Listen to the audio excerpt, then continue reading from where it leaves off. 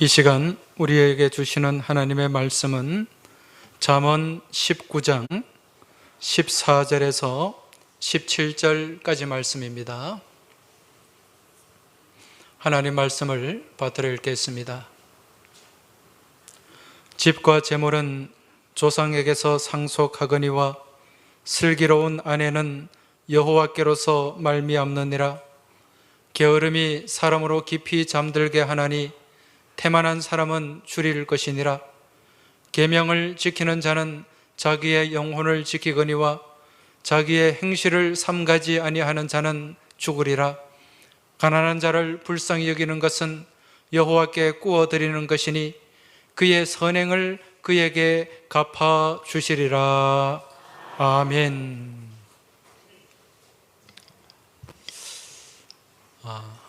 우리 교우들께서 기도해 주신 덕분에 지난 주간 월요일부터 목요일까지 우리 항서교회가 속해 있는 부산노회의 개척교회 목사님들, 개척에서 교회가 아직 자립을 하지 못하고 지금 여러 가지 면에서 좀 어려움에 있는 목사님들을 모시고 3박 4일 동안 베트남을 다녀왔습니다.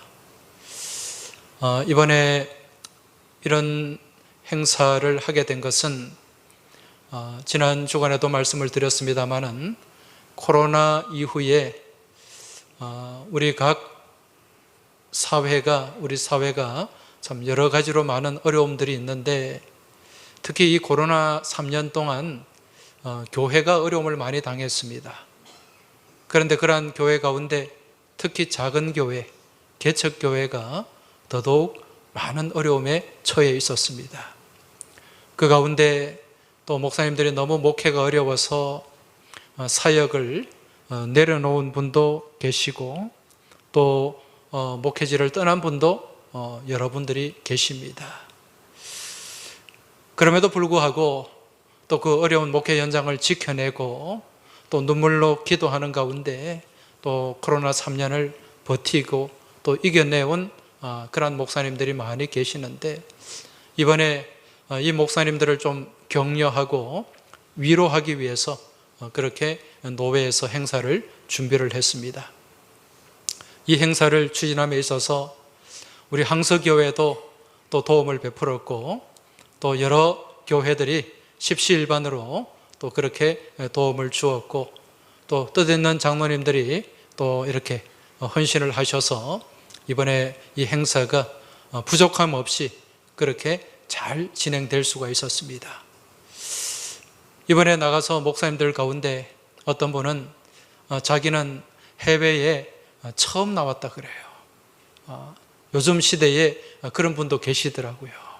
그러면서 굉장히 고마워하고 또 감사하는 그런 모습들을 볼 수 있었는데 또 코로나 기간 동안 마음이 침체되고 힘들어서 막 마음의 우울증도 찾아오고 너무 힘겨운 시간들이 많았는데 이번에 또 이 노회와 또 노회에 속한 교회들이 이렇게 도움을 베풀어줘서 이번에 이 시간을 통해서 다시 힐링이 되고 또 새로운 목회의 용기를 갖게 되었다는 그런 얘기를 들으면서 저 또한 많은 보람을 갖고 안고 그렇게 돌아올 수가 있었습니다.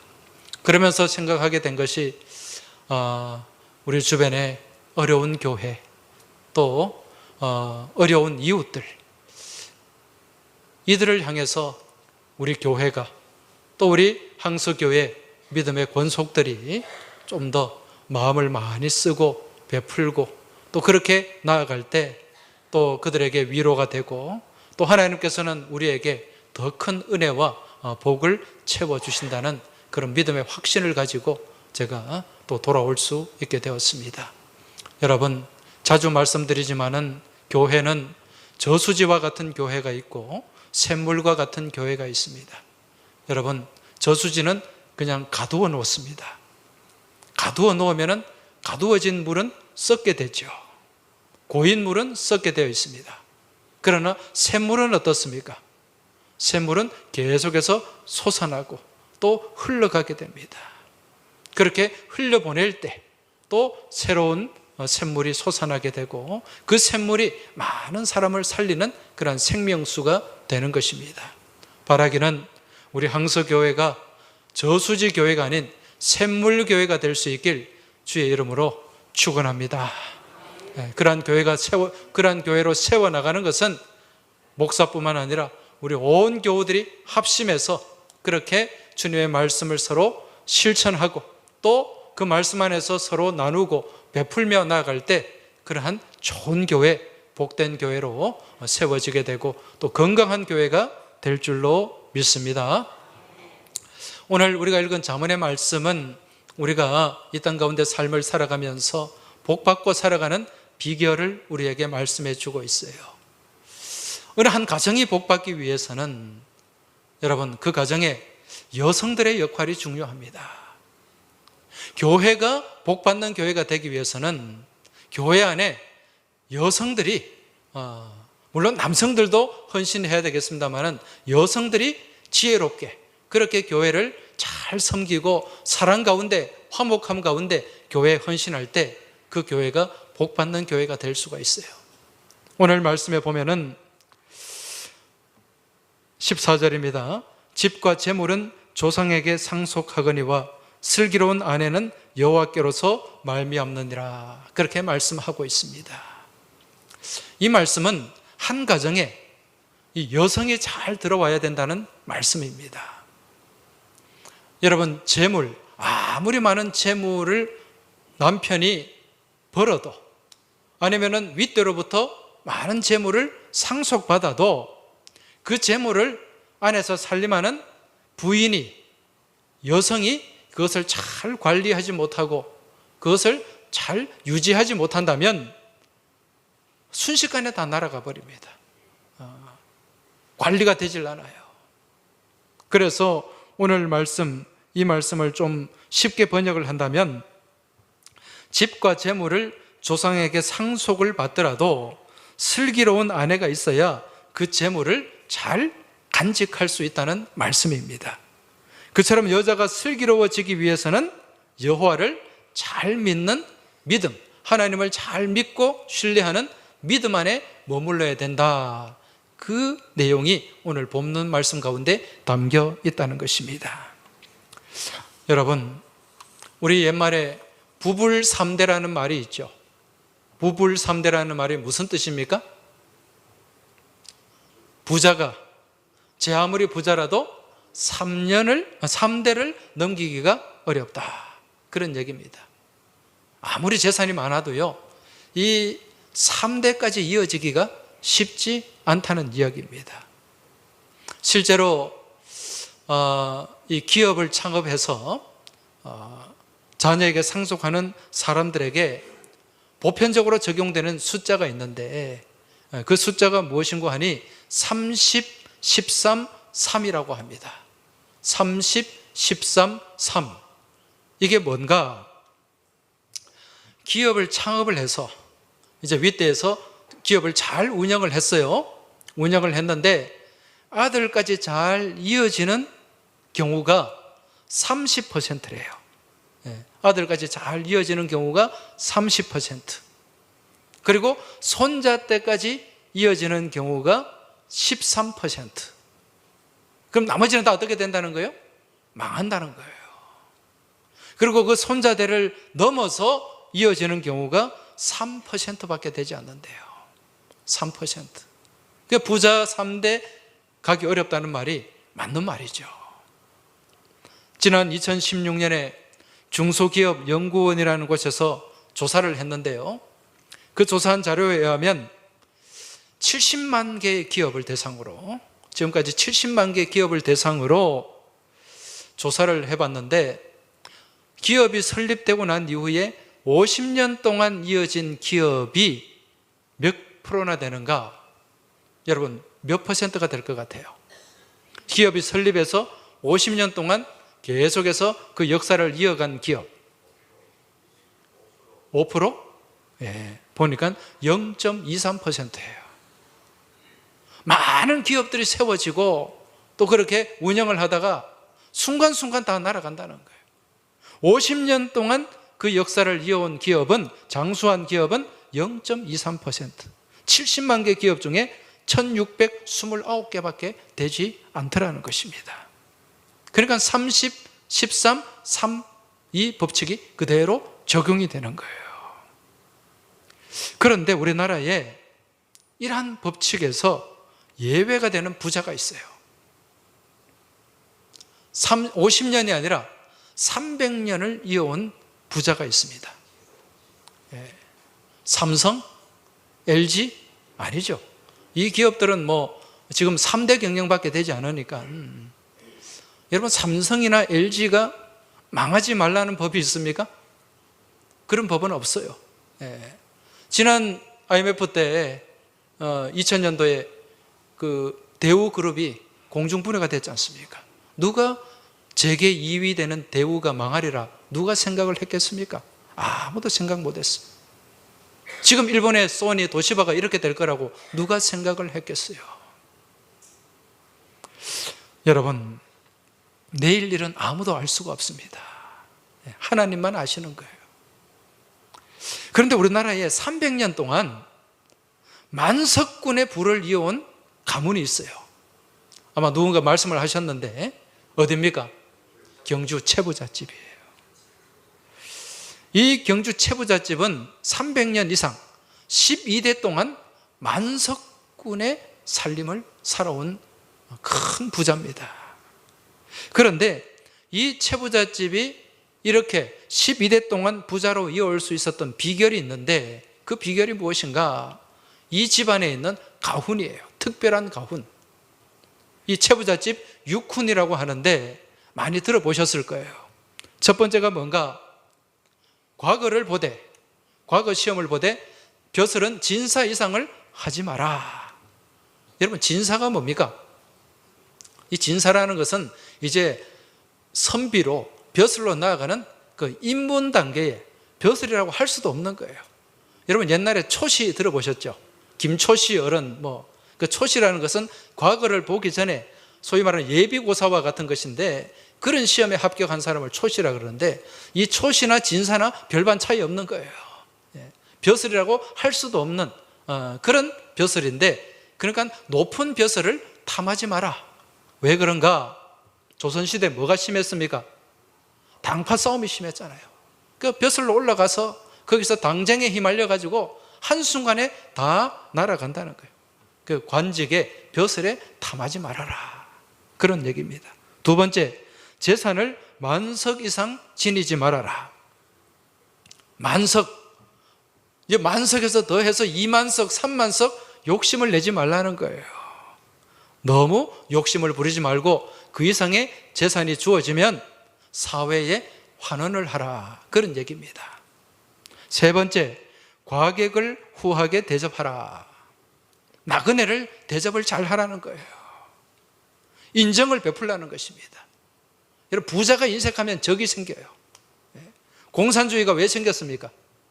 부자한테 적대적인 마음을 가지고 있는 그런 마음 가운데 공산주의가 생기고, 공산주의가 장악하면 제일 먼저 누구를 공격합니까? 부자들을 공격하잖아요. 인정을 베풀어서 적을 만들지 말아라. 네 번째, 흉년기에는 땅을 사지 마라. 여러분, 흉년이 들면은 먹을 것이 없어요. 그럼 가난한 사람들은 뭘 팔아야 됩니까? 집도 팔고 땅도 팔아야 돼요. 그럼 그 땅이 어떻게 나옵니까? 싸게 나오겠죠. 그럼 헐값에 그렇게 땅을 사들이지 말라는 거예요. 흉년에는 땅을 사지 말아라. 가진 것이 없는 자를 착취하지 말라는 얘기입니다. 다섯 번째, 며느리들은 시집 온 후에 3년 동안 무명옷을 입어라. 집안에 살림하는 여성들이 사치하지 말라는 것입니다. 검소하게 절약해라. 여섯 번째, 사방 백리 안에 굶어 죽는 사람이 없게 해라. 그 채부잣집 중심으로 사방 백리면은 몇 킬로입니까? 40킬로죠, 그죠? 그 40킬로 안에 굶어 죽는 사람이 없도록 그 주변을 사람들에게 나누고 베풀고 상부상조하라는 이야기입니다. 이게 채부잣집 육훈이에요. 이 육훈을 잘 그렇게 시행을 했기 때문에 200년 동안 300년 동안 그렇게 그 재산을 유지할 수 있었다는 이야기입니다. 그런데 이러한 채부자집 육훈 가운데 특별히 중요하게 생각한 게 있었대요. 그것이 5번째입니다. 그 5번째가 무엇인가? 며느리에 관한 것입니다. 며느리는 3년 동안 무명옷을 입으라 그랬죠. 이 말과 함께 그 채부자집은 며느리를 보는데 굉장히 신경을 많이 썼다고 해요. 예, 좋은 며느리를 맞이하기 위해서 여러 가지 방법들을 동원을 했다는 얘기죠. 이유가 뭡니까? 며느리가 잘 들어와야, 그 집안의 여성이 잘 들어와야 형제 간의 우애도 있고 또 그 큰 살림을 잘 유지할 수 있기 때문에 그렇다는 것입니다. 오늘 말씀에도 마찬가지예요. 슬기로운 아내, 지혜로운 아내입니다. 슬기로운 아내는 지혜로운 아내를 맞이해야 되는데 그 지혜로운 아내, 슬기로운 아내는 누구로부터? 여호와께로부터 말미암는다. 그렇게 말씀합니다. 다시 말해서 하나님을 잘 믿고 따르는 믿음이 좋은 여성이 집안에 들어오는 것이 무엇이다? 복이라는 거죠. 여러분, 지혜는 누구로부터 말미암는 것입니까? 하나님께로부터. 그래서 우리가 하나님을 잘 믿고 믿음 안에 말씀 안에 살아가면 더불어 주어지는 하나님의 은혜와 축복과 보너스가 무엇이다? 지혜를 얻는 거예요. 세상의 다른 것보다 가장 복된 것이 지혜입니다. 그래서 잠언 31장 30절 말씀에 보면 고운 것도 거짓되고 아름다운 것도 헛되나 오직 여호와를 경외하는 여자는 칭찬을 받을 것이라. 그렇게 말씀합니다. 고운 것도 거짓돼요. 네. 아름다운 것도 헛된 것입니다. 진짜 복되고 아름다운 것은 여호와를 경외하는 믿음 안에 살아가는 모습이라는 거죠. 여러분, 요즘 이 유행하는 시쳇말로 그런 말이 있지 않습니까? 예쁜 여자는 3개월이 편안하고 3개월이 좋고, 예쁜 남자가 여자가 이제 결혼을 해서 예쁜 여자와 결혼하면 3개월이 좋대요. 그런데 착한 여자는 3년이 좋답니다. 그런데 밥 잘하는 여자는 30년이 좋답니다. 그런데 지혜로운 여자는 3대가 좋답니다. 3대가 편안하대요. 여러분, 그 지혜가 어디서부터 온다고 말씀드렸습니까? 하나님께로부터. 그래서 집안에 지혜로운 여성이 들어오는 것이 정말 복입니다, 여러분. 그 지혜로운 여성을 어떻게 판별을 하는가? 누구를 잘 믿어야 된다? 하나님을 잘 믿어야 된다. 왜? 여호와를 경외하는 것이 무엇의 근본이다? 지혜의 근본이다. 하나님을 잘 믿고 그 말씀 안에 삶을 살아가는 여성이 지혜로운 여성이요, 그러한 여성을 만나고 그러한 여성이 집안에 식구로 들어오는 것이 가장 큰 복인 줄 믿으시기 바랍니다. 우리 교회도 보면 그처럼 지혜로운 아내, 지혜로운 며느리가 많은 것을 보게 됩니다. 제가 볼 때 남편은 좀 별론데 지혜로운 아내를 잘 만나서 복받는 가정들이 있어요. 그리고 특히 좋은 며느리가 그 가정에 들어와 가지고 어른들을 잘 모시고 또 그 가정이 믿음 안에서 복되게 세워지는 그런 가정들을, 여러 가정들을 보게 됩니다. 여러분, 오늘 이 말씀처럼 여러분의 가정에 여호와를 경외하는 지혜로운 복된 슬기로운 여성이 집안에 식구로 들어올 수 있길 기도하시길 주의 이름으로 축원합니다. 그리고 내 집안의 딸들이 다른 가정에 지혜롭고 슬기로운 식구가 되고 그 가정에 선한 믿음의 영향을 나타낼 수 있길 기도하시길 주의 이름으로 축복합니다. 자, 이렇게 우리가 하나님을 경외하는 가운데 또 받는 그 지혜 속에서 우리가 복된 삶을 살 수 있는데요, 우리가 그렇게 하나님께 받은 복을 어떻게 해야 되는가? 여러분, 우리가 하나님께 복을 받았어요. 그 받은 복을 어떻게 해야 됩니까? 잘 나누어야 돼요. 그래서 우리는 무엇의 통로가 되어야 된다? 축복의 통로가 되어야 돼요. 복의 통로가 되어야 된다는 것입니다. 하나님이 아브라함을 축복하실 때 너는 복이 될지라, 그 말씀을 하셨습니다. 그 복이 된다는 말은 너는 복 덩어리가 될지라, 너는 복의 통로가 될지라, 그런 말씀입니다. 우리가 진짜 복을 받고 살아가는 것은 내가 받은 복을, 그 복을 어떻게 해야 된다? 나누고 베풀 줄 알아야 된다. 이게 샘물 같은 인생이라는 것입니다.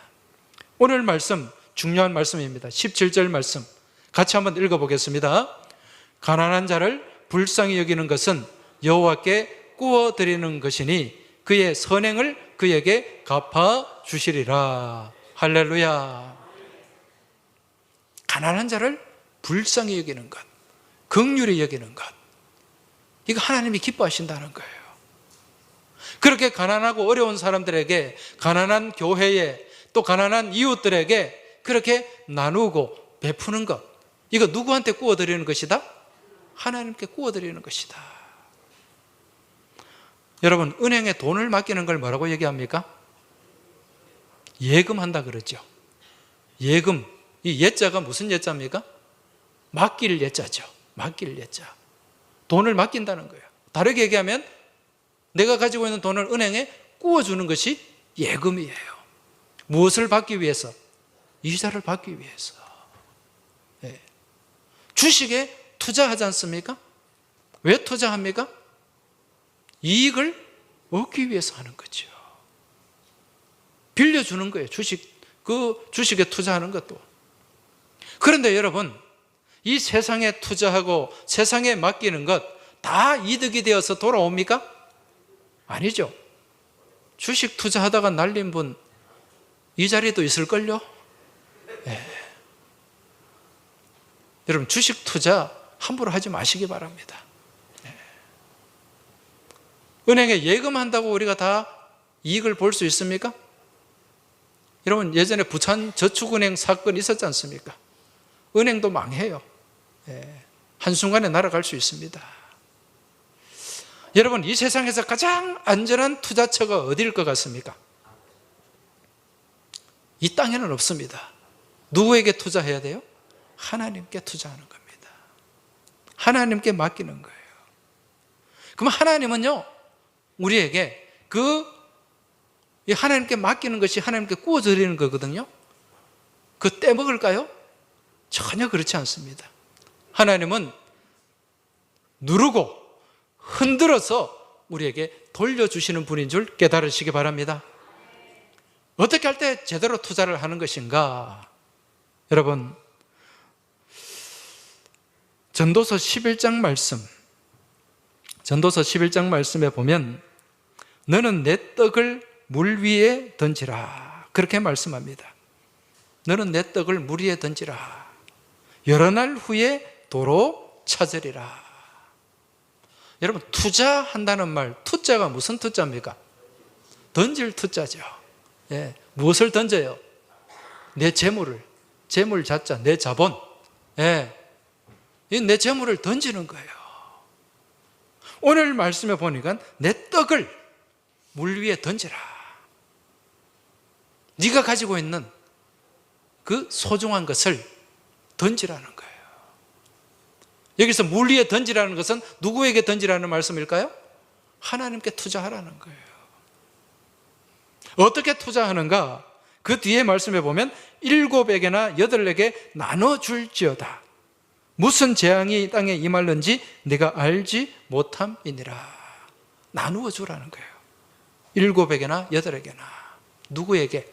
어려운 사람에게 나누고 베풀어 주어라. 이게 하나님께 투자하는 방법이라는 것입니다.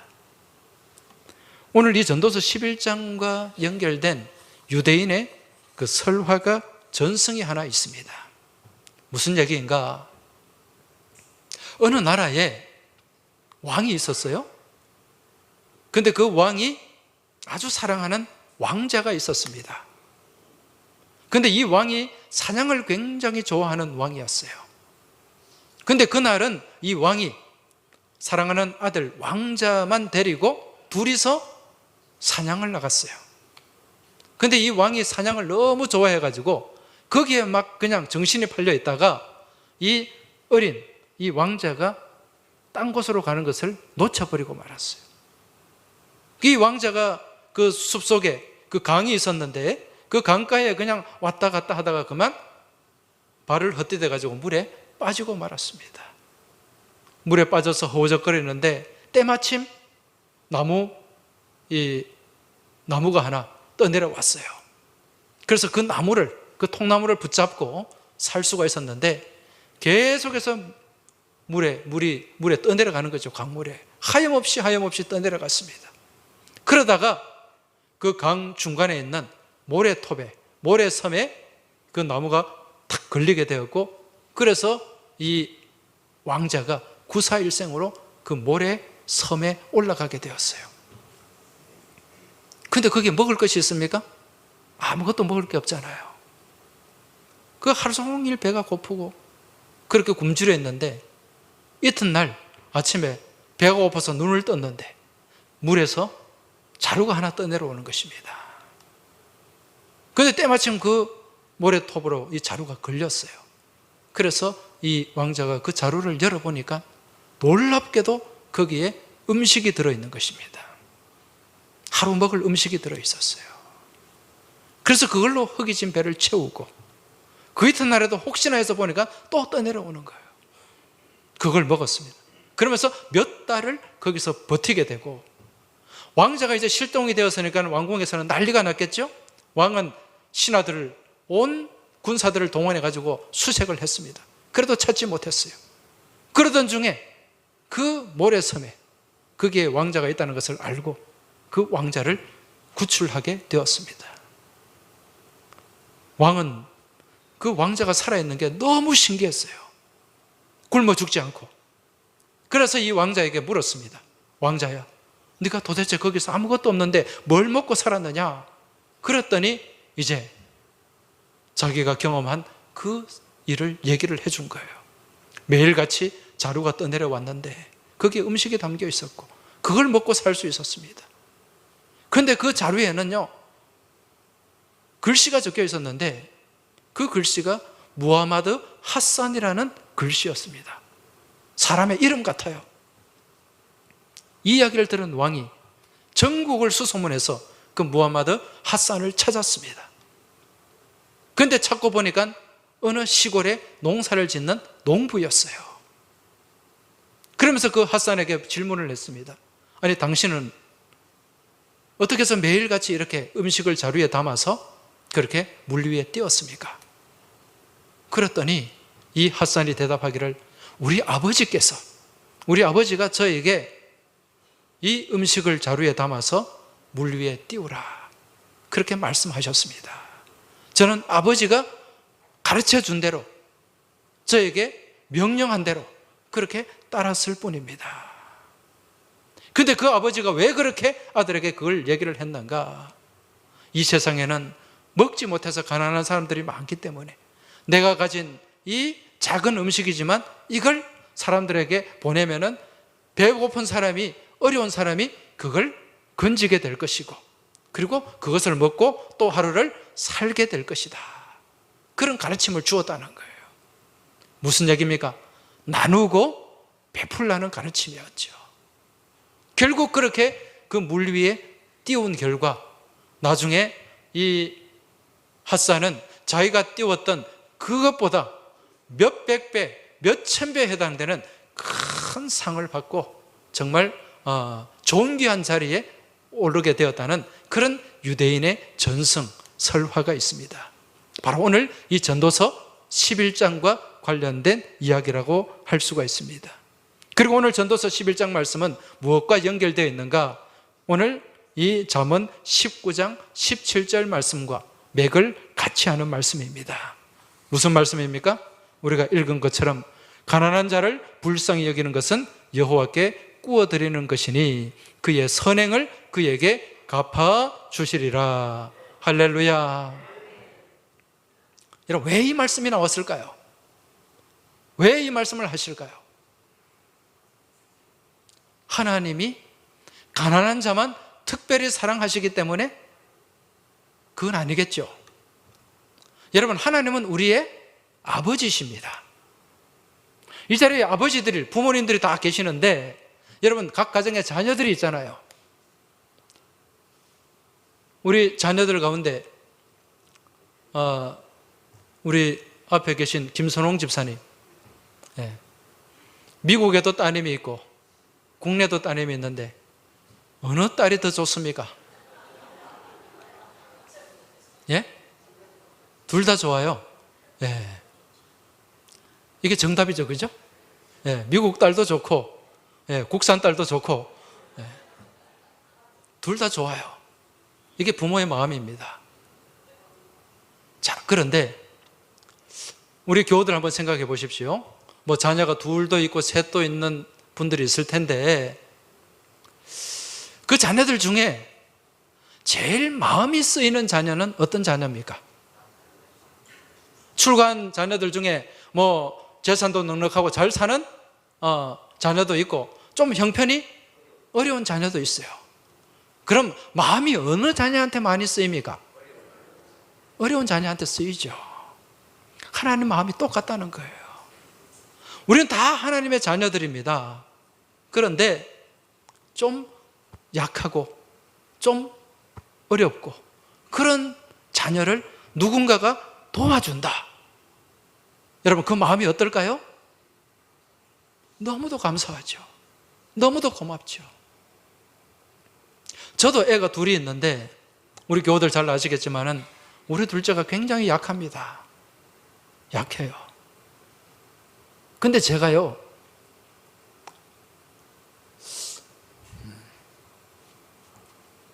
우리 교우들 가운데 우리 둘째한테 손을 잡아주고 등을 떠들여주고 그리고 그렇게 좀 친밀하게 누가 해주면은요, 저는 마음이 울컥해져요. 저도 모르게 그렇게 됩니다. 너무 고맙다는 얘기예요. 관심을 가져주고 또 그렇게 해주는, 왜? 이 아이가 약하기 때문에 그래요. 아마 저뿐만 아니라 다른 분들도 마찬가지일 거예요. 여러분, 하나님 마음이 그런 마음이 아닐까요? 똑같은 다 사랑하는 자녀들인데 그 자녀들 가운데 좀 어렵고 힘들고 약한 자녀들이 있어요. 그 자녀에게 누가 사랑을 베풀어주고 도움을 준다면 하나님 마음이 어떻겠습니까, 여러분? 이게 하나님께 꿔드리는 거예요. 하나님은 그 사랑을 베푸는 그 약한 자녀에게 도움을 주고 사랑을 주는 그 사람 잊지 않는다는 말씀입니다. 반드시 더 귀한 것으로, 더 좋은 것으로 갚아주신다는 말씀이에요. 여러분, 오늘 이 말씀을 잘 붙잡으시고요, 우리 교회가, 우리 교우들이 어렵고 힘든 그러한 이웃들이나 또 교회에 우리가 많은 사랑을 베풀어야 됩니다. 우리 교회가 손을 펼치는 교회가 되어야 되고 우리 교우들이 손을 펼치는 교우들이 되어야 돼요. 믿음의 백성들이 되어야 돼요. 신명기 15장 17절을 말씀해 보면은 내 손을 움켜잡지 말고 내 손을 그에게 펴라고 말씀하고 있어요. 여러분, 움켜잡는 손은 더 이상 받을 수가 없습니다. 그러나 펼치는 손은 내가 줄 수도 있지만은 받을 수도 있다는 사실을 깨달으시기 바랍니다. 지금 코로나 이후에 우리 사회가 굉장히 어려워졌어요. 빈부격차가 더 심해지고요, 어려운 사람들은 더 어려워졌습니다. 이런 때에 나는 괜찮으니까, 나는 먹고 살만하니까 다 괜찮다. 여러분, 우리가 이런 생각을 가져서 되겠습니까? 하나님의 자녀는요, 그 마음 가운데 하나님의 마음이 있어야 됩니다. 여러분, 오늘 우리가 읽고 나눈 이 말씀 17절, 잠언 19장 17절 이 말씀이 하나님의 마음인 줄 깨달으시기 바랍니다. 가난한 자, 어려운 자, 힘겨운 자, 우리가 관심을 가지고 사랑을 가지고 위에서 기도해주고 온정을 베풀고 힘과 용기를 북돋아 주는 것, 이게 우리 교회가 해야 될 일이고 우리 그리스도인들이 해야 될 일인 줄 믿고 깨달으시기 바랍니다. 지금 우리 주변에 어려운 이웃들, 여러분 매일같이 신문에 보면은 정말 가슴 아픈 그러한 사건 사고들이 막 기사로 올라옵니다. 스스로 목숨을 포기하는 사람도 있고요, 심지어는 가족 전체가 그렇게 극단적인 선택을 하는 경우도 있습니다. 알고 보면은 다 어렵고 힘들어서. 여러분, 이러한 때에 우리 그리스도인들이 어떻게 해야 될까? 한번 신중하게, 심각하게 생각을 해야 됩니다. 여러분, 경주 최부잣집이 존경받는 이유가 뭡니까? 사회적인 책임을 감당했기 때문에 그래요. 노블리스 오블리주를 실천했기 때문에 그렇습니다. 우리 교회 또한, 우리 그리스도인 또한 영적인 노블리스 오블리주를 실천해야 됩니다. 교회가 움켜잡는 교회가 아니라 나누고 베푸는 교회가 될 때 그 교회가 하나님께 꾸어주는 교회요, 하나님은 그러한 교회를 두 손 들어 축복하실 줄로 믿습니다. 그러한 교회에 속한 교우들이 복받게 될 줄 믿습니다. 우리 교회가 그러한 교회, 나누는 교회, 베푸는 교회. 지금까지 우리가 사랑의 쌀도 나누고 많이 나누고 베풀어 왔습니다만은 더욱더 이 일을 우리가 더 귀하게 감당해야 된다는 거죠. 이제 다가오는 11월 1일부터 21일까지 우리가 다니엘 기도회를 하게 됩니다. 저녁 8시부터 10시까지 여러분, 이 다니엘 기도회에 우리 교우들 많이 참석하시기 바랍니다. 이 세일의 기도회를 통해서 하나님 주시는 놀라운 응답의 역사가 있습니다. 각 가정에서 그냥 유튜브 보고 하면 되지, 여러분, 가정에서 유튜브 보고 하는 거하고 이 교회 공동체에 나와서 같이 찬양하고 뜨겁게 기도하는 거하고 차원이 달라요. 그래서 이번에는 가정에서 하시는 분들, 많은 분들이 정말 내가 몸이 아파고 움직일 수가 없어서 그냥 가정에서 하시는 것은 어쩔 수 없지만은 움직일 수 있다면은 다 예배당으로 나오시기 바랍니다. 그리고 이 다니엘 기도회 동안 우리가 헌금을 드려요. 이 헌금은 계좌로도 보낼 수 있고 우리 교회에서도 헌금을 할 수 있는데 전적으로 가난한 이웃들을 위해서 사용되는 헌금입니다. 이 헌금에도 여러분들 좀 동참하셔가지고 연말에 또 우리 교회가 또 지역 이웃들과 또 형편이 어려운 교우들에게 좀 나누고 사랑과 온정을 베풀 수 있는 그러한 도구로 사용될 수 있도록 우리 교우들께서 같이 기도하시고 또 동참해 주시길 주의 이름으로 부탁드립니다. 그리할 때 우리 교회가 정말 하나님께 꾸어드리는 교회가 되고 그러한 꾸어드리는 삶을 통해서 더 값진 것으로, 더 복된 것으로 우리 교회 가운데, 우리 삶 가운데 그렇게 하나님 복이, 은혜가 채워지게 될 줄 믿습니다. 이 시간 우리 같이 이제 이 땅 가운데서 소금의 역할, 빛의 역할을 감당하며 나누고 베풀고 섬기는 삶을 살아가길 소망하면서 우리 같이 찬송 드리겠습니다.